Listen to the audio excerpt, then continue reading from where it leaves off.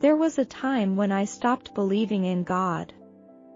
I felt that God had abandoned me because my life was so bad. I thought my life was hell, and nothing could be worse than that. I lived alone all the time.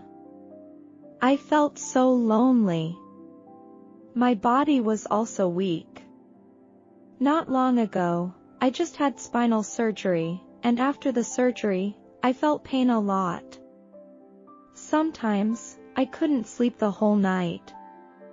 The doctor gave me some painkillers. One night, I drove to a quiet place in town and took the whole bottle of painkillers. My body became very cold and the pain in my body kept getting worse. It was horrible. My breathing became harder and harder, and my strength was slipping away. I went limp in my car seat and I knew I was going to die. I was suddenly very scared, so I cried out to Jesus with every last ounce of strength I had. Then I was pulled out of my body and into a black space. My spirit body was floating in the darkness, and it was a lonely place. It felt like someone had taken scissors and cut the cord that connected me to my body. I knew I was dead and could never go back. Here, my mind was so clear and sharp. My perceptions became more intense. For a long time, I was alone in this darkness. Then, a point of light appeared in the distance. I tried to move toward it. But it was no use, I couldn't move. At that very moment, this light slowly approached me. The light was pure white. It was so pure that I had a feeling of peace and love. I believed this light was alive. I felt it was waiting for something. Suddenly, there was darkness before my eyes again and the light left. I did not repent for killing myself.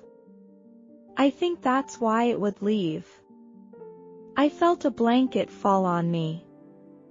I was very frightened. I had no way to get rid of the blanket. The horror kept hanging over me. I felt cold, like I was standing on top of Mount Everest. I've always hated winter. I felt like there were needles stabbing me. The needles were long, big, and very sharp. The needles were ripped out and then stabbed in again. This repeated over and over again. It never stopped. I heard screams. And I knew that it was my scream. In this dark place, the pain was even more pronounced. It was hundreds or even thousands of times worse than the pain on earth.